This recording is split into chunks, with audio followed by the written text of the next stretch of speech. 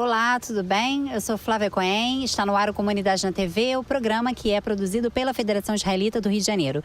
Se você quer ficar inteirado em tudo o que acontece no mundo judaico, esse aqui é o seu programa. Vamos conferir as reportagens da semana. Israel fui bem tratado por todo mundo, terra linda, experiência inacreditável. Um sofer, por tradição, tem que aprender de um outro sofer. Como é que é a forma das letras, como elas são escritas, o tamanho e a altura e assim por diante. עושה שלום במרומה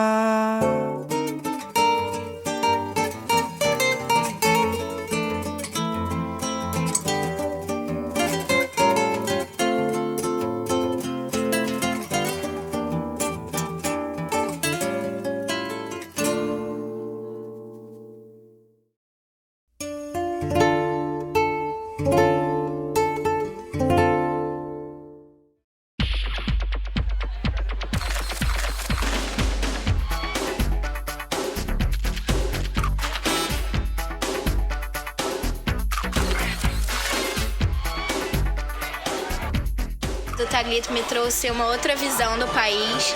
Eu voltei com muita vontade de me engajar mais na comunidade e eu via nos projetos da Casa do Hillel uma forma de concretizar esse ativismo na comunidade.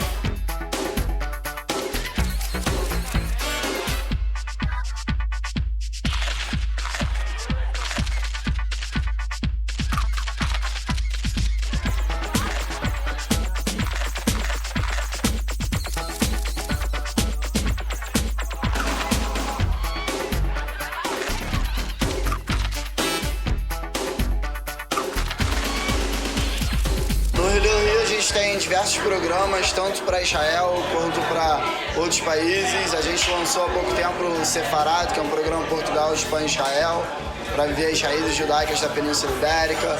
Tem Yad Vayed, que é a Marcha da Vida do Hillel, que a gente vai conhecer os campos, tem uma vivência mais profunda, fora o estudo aqui antes.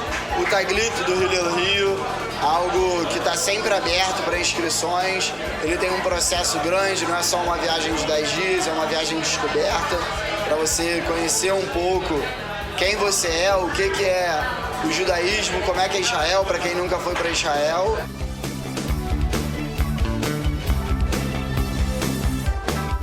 A minha ida para Israel foi algo muito especial. Antes da viagem, eu não era uma pessoa que conhecia tanto do judaísmo. O meu avô era judeu, o meu tio é judeu e a minha mãe é judia.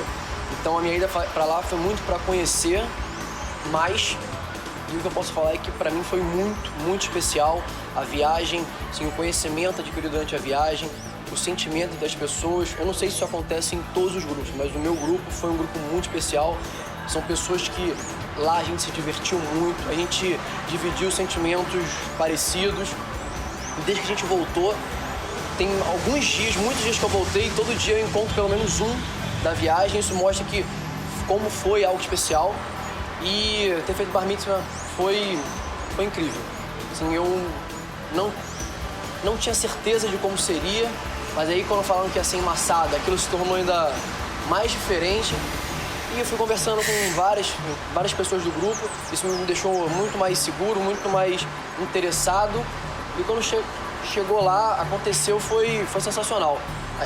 A maneira como as pessoas me trataram, toda a cerimônia, isso fez muita diferença pra mim.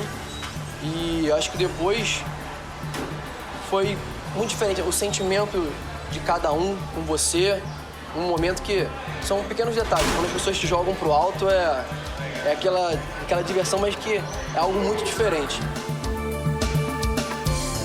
Foi uma maneira de me reaproximar da comunidade, até pela casa mesmo. O Hillel me trouxe várias oportunidades, inclusive participar dos projetos sociais, que desde que começou esse processo do Taglit, a gente vem participando de várias peulot, e uma delas foi a apresentação dos projetos sociais, e foi aí que eu entrei em 2. Hoje em dia eu participo do Viva, que acontece na Chácara do Céu, e que é com crianças pequenas. A gente leva temas de educação, de saúde, e é incrível. E eu participo também do Coexistência, que é um projeto que a gente vai em escolas, no 9º, 1º, 2º, 3º ano, e leva vários debates muito legais. E eu acho que isso vem me trazendo muita coisa boa. Israel fui bem tratado por todo mundo, terra linda, pô, experiência inacreditável. E também foi a primeira vez que eu conheci a casa, o Rileu, e agora pretendo ficar, dar continuidade ao projeto Viva, que eu participei uma vez em uma das Beolás. E show de bola, show de bola. Espero continuar na casa durante anos.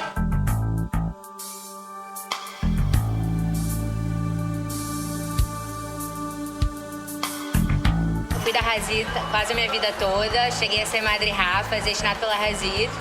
E depois que eu saí do movimento, eu senti muita falta do trabalho voluntário. Resolvi entrar no Hillel. Na casa tem vários projetos, me encontrei em alguns. Estou na casa há 1 ano e meio, 2 anos, e tive a oportunidade de ser chamada para ser Madrihá do Taglit. Fui agora com um dos grupos em janeiro. Foi uma experiência maravilhosa, conhecer todos os Hanihim, os 39 Hanihim que a gente teve. Eu faço parte do Sababa, que é uma atividade comunitária com idosos.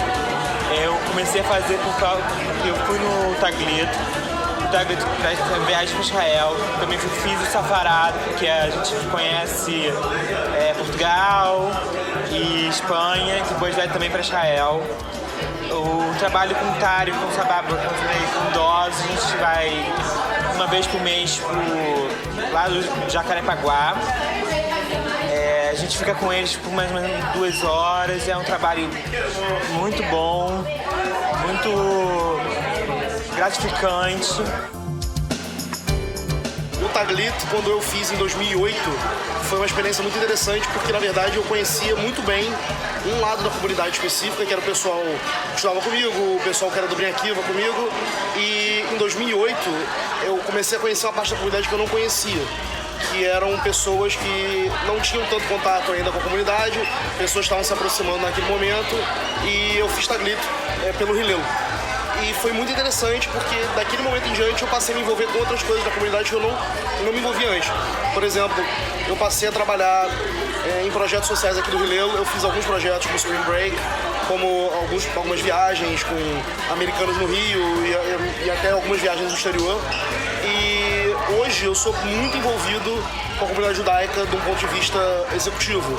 Eu gosto muito de fazer as ações, tanto as do Hillel como ações de trabalho social, e agora, inclusive, eu acabei de voltar do Taglit como Madrir, e inclusive por conta disso, por conta desse movimento dentro do Hillel, eu acabei entrando para trabalhar na Fierj.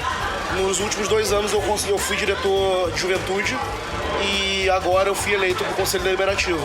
E eu acho que é fundamental um projeto como esse, e é fundamental a participação de uma instituição como o Hillel, porque o jovem não vem para cá fazer Taglit e depois ele vai embora. Ele vem para cá, faz Taglit, na verdade ele se engaja na casa, faz Taglit, ele volta mais engajado na casa e na comunidade.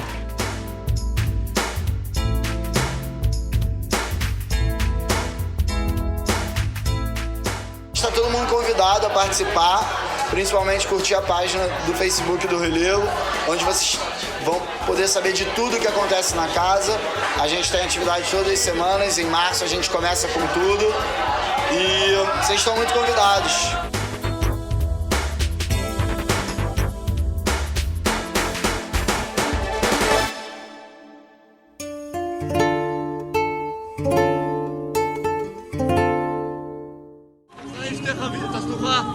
שרצה מולנו, יפה, יש ממש ציר שחוצה אותה, מצד ימין יש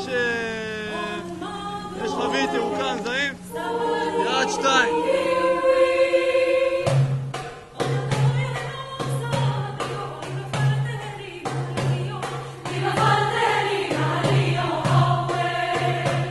Acabou de amanhecer aqui no deserto do Negev, no sul de Israel. A Folha veio até a fronteira com o Egito para acompanhar um exercício militar do batalhão de Caracal. A gente acompanhou a primeira etapa, que foi um exercício a seco, ou seja, um exercício sem munição. E agora a gente está preparado para acompanhar o exercício molhado, como eles dizem, que é o exercício com munição letal. E é muito importante para esse batalhão, porque é como se fosse a graduação deles no combate avançado. A partir desse momento, esses soldados estão prontos para enfrentar ameaças terroristas, grupos militantes ali do lado, no deserto do Sinai, que está aqui bem próximo da gente.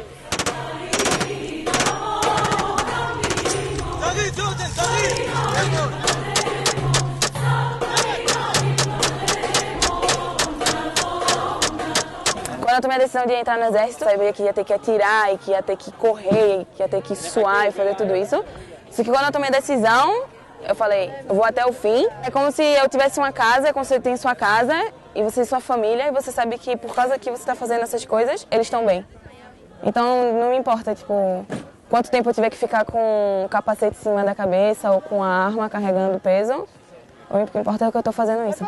No começo era tipo, atiro, não atiro, quando...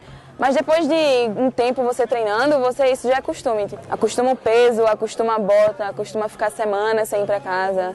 Não são todas as mulheres que estão prontas, mas aqui eu conheço mulheres que são muito melhor que homem. Não tem nada a ver mulher ou homem. Uma mulher, quando quer fazer, ela pode fazer o que ela quer, é só ter força de vontade. Isso é uma coisa que eu aprendi no exército, posso ter força de vontade, o céu é o limite. E o Egito, vale lembrar, é uma questão muito importante aqui em Israel. Depois de todos os eventos recentes, depois do golpe de Estado no Egito, do surgimento de grupos terroristas no deserto do Sinai, atentados e ataques. Recentemente o aeroporto de Eilat, aqui perto, que é um aeroporto internacional, foi fechado por ameaças de segurança. Então essa é uma questão que está bastante no discurso político hoje em Israel.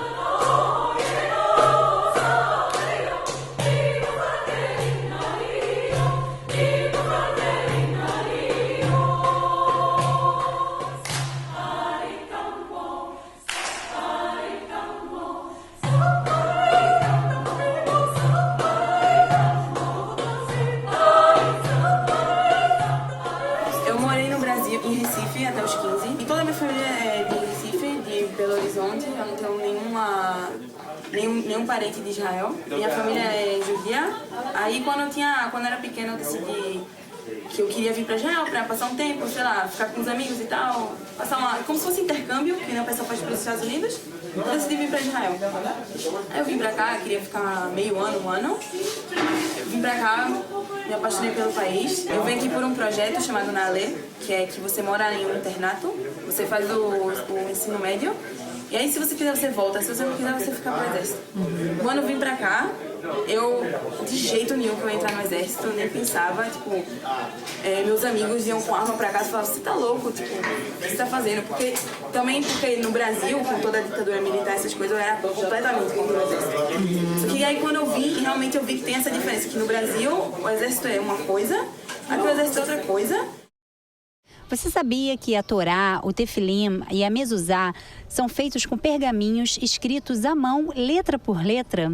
Pois é, confira nessa reportagem o trabalho de um sofer, que é o responsável por esse minucioso trabalho. Oi, meu nome é Rabino Eliel Haver, do Beit Lubavitch de Leblon. Eu sou um sofer, escrevo Tefilim, Mezuzot e Sefer Torah.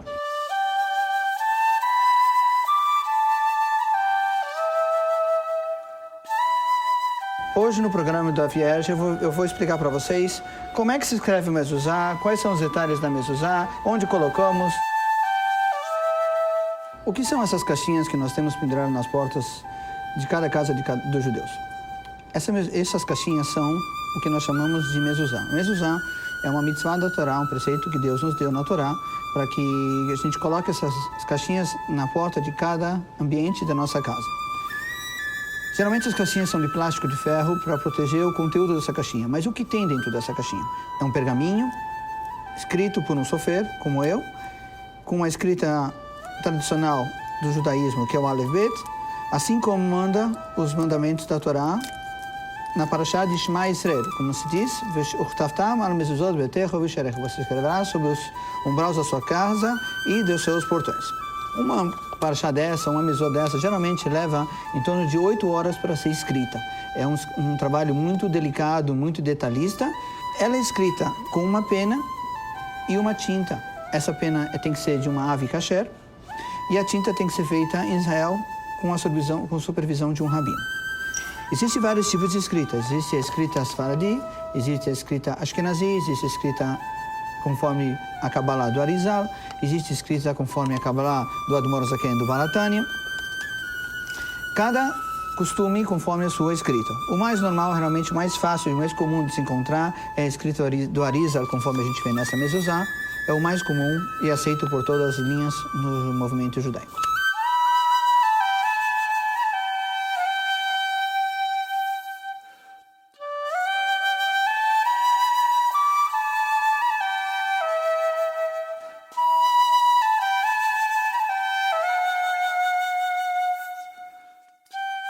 Outro local que nós usamos essa escrita é para escrever o que nós chamamos outra mitzvah da Torá, que é a mitzvah de Tefilin. É a mitzvah que nós temos de colocar essas caixinhas pretas que nós colocamos no braço e na mão, que é a mitzvah de Tefilin. Aqui dentro, isso é um objeto feito de couro, totalmente de couro, tanto as tiras, tanto a costura, tanto as caixinhas e tanto os pergaminhos são feitos de couro e, como eu expliquei antes, também são escritos com a escrita da Torá, que é o Aleph Bet. No Sefer Torah que nós temos aqui dentro, aqui é a Aron HaKodesh, a Arca Sagrada, onde nós temos o Sefer Torah, também é a mesma maneira, tem que ser escrita por um sofer, com um pergaminho kasher, aí já é mais tempo, né? Geralmente um Sefer Torah demora trabalhando 8 horas por dia, nós temos demora mais ou menos um ano e meio para poder escrever um Sefer Torah inteiro.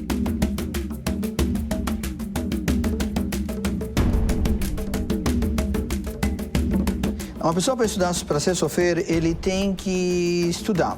Ou seja, estudar num curso qualificativo, um curso que ensina para ele o que é ser sofer.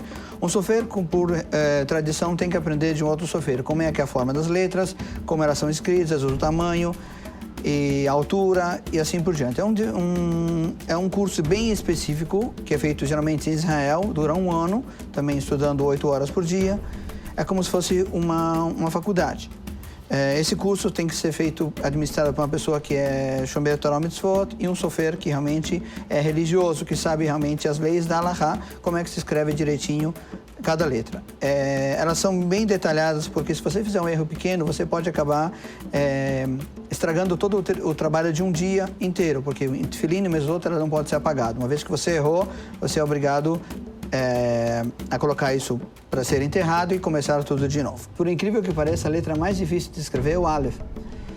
E a letra mais fácil de escrever é o Yud, que é um pontinho com um pezinho. É muito comum, principalmente aqui no Rio de Janeiro, existe muito mofo, existe muita umidade no ar, existe muito sal no ar. Então, realmente, com o tempo, as letras vão se desgastando. A letra troca de cor preta para cor vermelha. Ou, simplesmente, a umidade vai puxando as letras um para o lado e elas se grudam, elas transformam. É muito comum, já vi vários casos que, atrás da mezuzá, a palavra de nome de Deus, por exemplo, como nós temos aqui, nome de Deus, Shakai, o Dalet, ele juntou com um Yud, e o Yud desapareceu totalmente. O que é comum também é o calor. Muita gente não percebe, mas a quantidade de calor que nós temos numa cozinha, por exemplo, junto com o calor de verão do Rio de Janeiro, de 40 a 41 graus, isso queima. Por exemplo, nessa mezuzá, por acaso, né, nós temos aqui um cantinho, se ele fazer um close-up, você vai ver que aqui nesse cantinho, ela já está começando a ficar marronzada. É o calor que está queimando a mezuzá. Num portal de uma entrada de um sítio, muitas vezes já encontrei a mezuzá totalmente queimada, totalmente preta, até o ponto que não poderia nem abrir mais a mezuzá para verificar sem apagar o nome de Deus. Nesse caso, a mezuzá tem que ser enterrada. Tudo que é Tefilin, mezuzá e Sefer Torah que não serve mais, ela tem que ser enterrada no cemitério.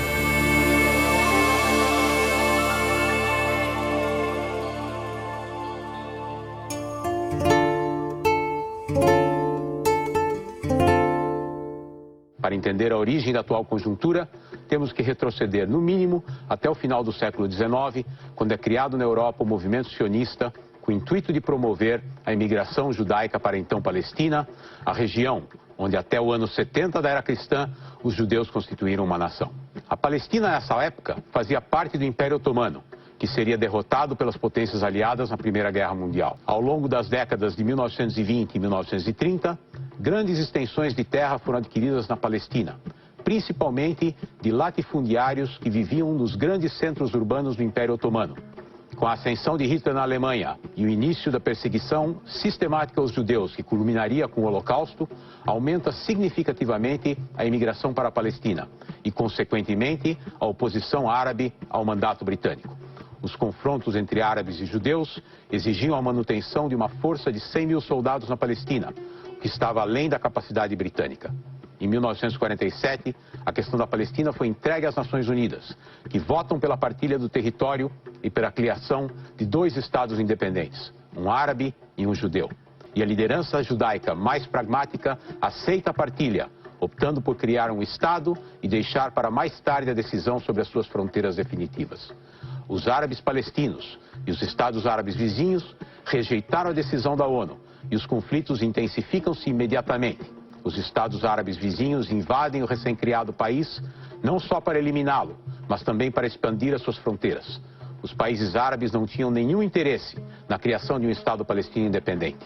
Em 1949, foram assinados armistícios entre Israel, Egito, Síria e Jordânia, e as áreas designadas pela ONU para a criação de um Estado palestino seriam ocupadas por Israel, pela Jordânia, a margem ocidental do Rio Jordão e Jerusalém Oriental, e pelo Egito, a faixa de Gaza. Em torno de 700 mil palestinos tornam-se refugiados, habitando acampamentos miseráveis nos países vizinhos e tornando-se peões do jogo de poder travado entre os países da região. No início de 1967, quando Nasser, presidente do Egito e líder do panarabismo, ordenou a saída das tropas da ONU da região e ameaçou jogar os judeus no mar, Israel reagiu com um ataque preventivo. Derrotou definitivamente o Egito, a Jordânia e a Síria, ocupou a península do Sinai até o canal de Suez, toda a margem ocidental do Rio Jordão, reunificando Jerusalém e conquistou as colinas de Golã. Em novembro de 1967, as Nações Unidas votam a Resolução 242, que propõe a troca de territórios ocupados por Israel na última guerra por uma paz duradoura dentro de fronteiras seguras. Mas em setembro, a Liga Árabe já havia tomado a famosa decisão dos 3 nãos. Não ao reconhecimento, não à paz, não às negociações com Israel. Ao longo dos anos seguintes, terroristas palestinos continuaram a atacar civis em território israelense, enquanto Israel consolidava a ocupação dos territórios conquistados. Mas o evento mais importante da década na região, e talvez em todo o mundo, foi a Guerra de Outubro de 1973, em que forças sírias e egípcias atacaram Israel de surpresa no dia em que festejavam sua data mais sagrada, o Yom Kippur. Uma vitória israelense manteve o impasse, até que a ação diplomática dos Estados Unidos levou a uma separação das forças e abriu o caminho para o entendimento entre Israel e o Egito. Em 1977, numa decisão surpreendente, o presidente Sadat do Egito decide visitar Jerusalém e oferecer a paz aos israelenses em troca da devolução dos territórios egípcios ocupados. Um acordo de paz é firmado em 1979, prevendo também a solução do problema palestino através de um processo que lhes daria, em um primeiro momento, a autonomia. Enquanto no sul as coisas se acalmavam, a partir do Líbano intensificavam-se as infiltrações de terroristas palestinos, o que levaria em 1978 a uma invasão israelense. Ainda na década de 1980, os palestinos lançariam uma revolta popular contra a ocupação israelense, a primeira intifada, e fundariam o Hamas, considerado por Israel um grupo terrorista, que em sua carta prega até hoje a destruição do Estado de Israel. A sensação de isolamento, aliada ao surgimento de uma liderança israelense mais conciliadora, levaram aos acordos de Oslo em 1993, que prometiam uma solução para a questão palestina. Foi criada uma autoridade palestina, liderada por Arafat e seus colegas, que retornaram de Tunis para governar os palestinos. A combinação de uma liderança corrupta, elementos islâmicos fundamentalistas e rivais seculares que se opunham ao acordo, e de um governo israelense acomodado na nova estabilidade, expandindo os assentamentos judaicos nos territórios ocupados, levou a um confronto armado que ficou conhecido como a Segunda Intifada. Esta, diferentemente da primeira, envolveu a utilização de armas de fogo, ataques terroristas suicidas que mataram mais de 1.000 civis israelenses. Em poucos meses, ninguém mais se lembrava das negociações entre Barak e Arafat, que quase levaram a um acordo para a criação de um Estado palestino independente. Nos anos seguintes, Israel voltou a sofrer o isolamento dos primeiros anos de sua existência. A Liga Árabe promoveu um retorno ao boicote contra o país. Fatah, Hamas e a Jihad Islâmica intensificaram a violência de seus atentados e os israelenses utilizaram seu poderio militar para contê-los. Uma barreira, formada em parte por uma cerca, em parte por um muro, foi construída para separar da população palestina o território israelense e os principais assentamentos construídos na Cisjordânia. As lideranças de ambos os lados mudaram radicalmente. Arafat se foi e não surgiu uma liderança capaz de levar as negociações adiante. Seu lugar foi ocupado por companheiros vistos como tão corruptos quanto ele, o que levou em 2006 à eleição do Hamas para governar os palestinos, lançando por terra qualquer possibilidade de negociação. O programa está terminando. Não se esqueça, o nosso horário é às 4 da tarde, aos domingos. E também tem no canal youtube.com/ferrgcom. Lá tem todas as nossas reportagens. E aproveita e envie para um amigo. Muito obrigada pela sua companhia e nos vemos na próxima semana. Tchau!